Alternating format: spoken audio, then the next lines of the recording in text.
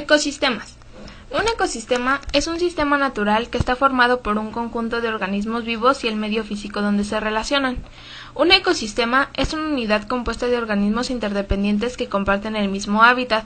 Los ecosistemas suelen formar una serie de cadenas que muestran la interdependencia de los organismos dentro del sistema.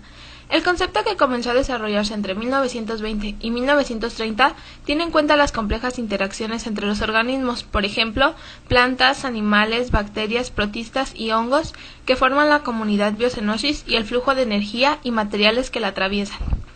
Ejemplos de ecosistemas: ecosistema acuático, chaparral, arrecife de coral, desierto, ecosistema marino, pluviselva, sabana, pantano, taiga, tundra, selva, bosque, ecosistema humano, prado y manglar. Ecosistema del desierto. En geografía se define como desierto a la zona terrestre en la cual las precipitaciones casi nunca superan los 250 milímetros al año y su terreno es árido. El desierto puede ser considerado un ecosistema o un bioma. Un desierto es un ecosistema que recibe pocas precipitaciones, tiene reputación de tener poca vida. Pero eso depende de la clase de desierto. En muchos existe vida abundante. La vegetación se adapta a la poca humedad y a la fauna. Usualmente se esconde durante el día para preservar humedad.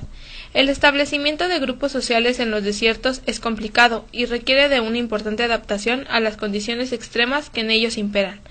Los desiertos forman la zona más extensa de la superficie terrestre. Con más de 50 millones de kilómetros cuadrados ocupan casi un tercio de esta. De este total, 53% corresponde a desiertos cálidos y 47% a desiertos fríos. Los procesos de erosión son factores importantes en la forma de paisajes desérticos. Según el tipo y grado de erosión que los vientos y la radiación solar han causado, los desiertos presentan diferentes tipos de suelo. Desierto arenoso. Es aquel que está compuesto principalmente por arena y por acción de los vientos conforman las dunas. Desierto pedregoso o rocoso. Es aquel cuyo terreno está constituido por rocas o guijarros. Los desiertos pueden contener valiosos depósitos minerales que fueron formados en el ambiente árido o fueron expuestos por la erosión. En las zonas bajas se puede formar salares debido a la sequedad de los desiertos. Son lugares ideales para la preservación de artefactos humanos y fósiles.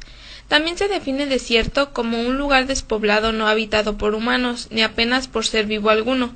Según esta definición, también son desiertos los situados en climas más fríos como Ártico o la tundra. Climas desérticos. Los desiertos están distribuidos en distintas zonas. Zona semiárida o esteparias. Tienen una medida de precipitación de 250 a 500 milímetros anuales. Suelen estar situadas en los bordes de los desiertos y abarcan alrededor del 15% de la superficie terrestre del planeta. Zonas áridas, con precipitaciones anuales de 25 a 250 milímetros, abarcando el 16% de la superficie terrestre. Zonas hiperáridas. Son tan secas que a veces no llueve durante años. Estas abarcan el 4% de la superficie terrestre, temperatura entre 30 y 40 grados centígrados durante el día y de menos 10 a 0 grados centígrados durante la noche. Flora y fauna. En el desierto solo logran sobrevivir algunos animales: lagartijas, serpientes, arañas, alacranes, buitres y coyotes. Al igual que la fauna, solo se adaptan algunas plantas. Estas se protegen de los animales con espinas y con gruesas capas de piel. Algunas de ellas son cactus, palmeras, nopales y diversos arbustos y plantas del oasis. Ecosistema de la sabana. La sabana es una llanura ubicada en climas tropicales, en la cual la vegetación se encuentra formando un estrato herbáceo continuo por gramíneas perennes, salpicada por algún árbol, arbusto o matorral individual o en pequeños grupos de talla inferior a 10 metros. Normalmente las sabanas son zonas de transmisión entre bosques y estepas. Estas zonas se encuentran en diferentes tipos de ecosistemas y existen varios tipos. Sabana de la zona intertropical. Las sabanas propiamente dichas son biomas generalmente situados en latitudes intertropicales y raras veces subtropicales. Las sabanas de África son típicas de una de las más húmedas, siendo la más famosa la del Serengeti, que está en Tanzania. Las sabanas de los llanos colombo-venezolano constituyen las típicas sabanas del clima AW o clima de sabana. Caracterizadas por precipitación, con una estación o periodo seco. Esto afecta a las plantas y al suelo. Suelo, escasamente fértil por el lavado o lixiviación de las sustancias nutrientes. Temperatura, una estación templada, seca y una calurosa y una lluviosa. Plantas. Hierbas. No son frecuentes las concentraciones arbóreas salvo en las zonas más favorables o junto a los ríos. Animales. Diferentes especies de mamíferos, pájaros e insectos. Las sabanas de África son típicas de las sabanas más húmedas. Una de las más famosas es la del Serengeti. Sabanas templadas. El nombre más frecuente de este bioma es el de praderas, que son biomas localizados en latitudes medias de los 5 continentes, caracterizados por poseer un clima de verano más húmedos e inviernos fríos y secos. Agua relativamente escasa, temperatura, una estación templada y una calurosa, a menudo con un invierno frío. Suelo fértil, plantas, hierbas, animales, mamíferos, pájaros e insectos. Actividad humana bastante intensa, cultivo de cereales, etc. Sabanas mediterráneas. Son biomas localizados en latitudes medias de los 5 continentes con clima mediterráneo. Se caracterizan por agua semiáridas, suelo pobre y normalmente sin vegetación. Plantas, vegetación endémica. Fauna, elefantes, jirafas, ciervos y leopardos. También se encuentran variados mustélidos. Sabanas montañosas. Se encuentran a altitudes elevadas en diferentes regiones del planeta. La mayoría se sitúan en las montañas de África. Se caracterizan por haber evolucionado como islas aisladas por las especiales condiciones climáticas y frecuentemente albergan muchas especies endémicas. Ecosistema de la selva. En idioma español, el concepto de selva se aplica a las florestas densas con gran diversidad de especies arbóreas y por lo general denso sotobosque y diversos pisos, estratos o niveles de vegetación. Desde árboles que pueden superar los 20 metros en los pisos altos hasta los musgos y mohos al ras del suelo, donde difícilmente llega la luz solar. Por este motivo también abundan los hongos. Estas condiciones suelen darse en las áreas cálidas y húmedas intertropicales del planeta Tierra. Por tal motivo, en la actualidad, cuando se habla de selva, lo más usual es que se aluda a las llamadas selvas tropicales, riquísimas en biodiversidad y grandes retenedoras de agua dulce, ya sea por su clima perhúmedo merced a la sombra y al efecto esponja de las densas vegetaciones, o ya sea por el agua misma que contiene la enorme masa vegetal de las selvas tropicales. Una selva tropical es un bioma de la zona intertropical con vegetación exuberante en regiones de clima isotermo con abundantes precipitaciones y con una extraordinaria biodiversidad. Hay muchas especies vegetales, pero con pocos ejemplares de cada especie en cada unidad de superficie. Este tipo de bioma se da en climas intertropicales, especialmente en la franja ecuatorial y algunas veces en las regiones subtropicales. En este último caso, en condiciones muy específicas y favorables, el nombre de selva tropical no es muy apropiado, aunque de uso muy extendido. Es preferible el nombre de selva ecuatorial, mucho más apropiado desde el punto de vista de su localización latitudinal.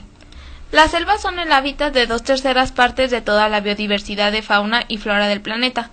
Aunque quedan por descubrir millones de especies de plantas, insectos y microorganismos, las selvas tropicales se suelen llamar la mayor farmacia mundial, debido a la gran cantidad de medicinas naturales que provienen de ella.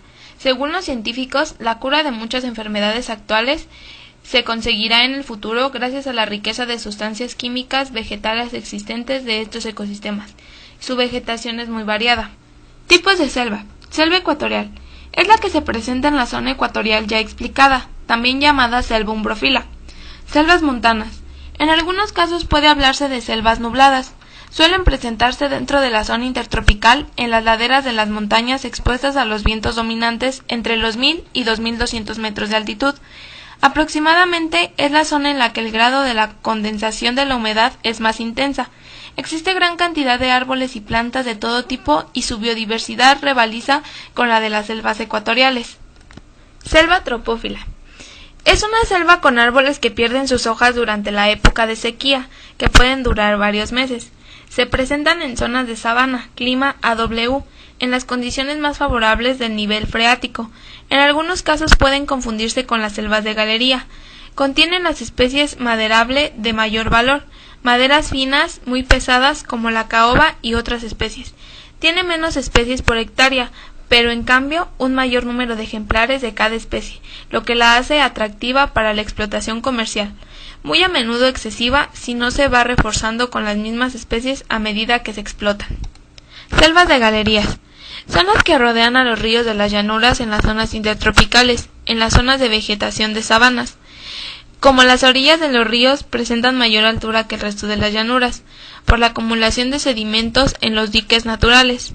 Es ahí donde crecen los árboles que vienen a formar una selva bastante espesa que a menudo suelen continuarse con los ríos próximos. Ecosistema del bosque. Un bosque es un área con una alta densidad de árboles. En realidad existen muchas definiciones de bosque.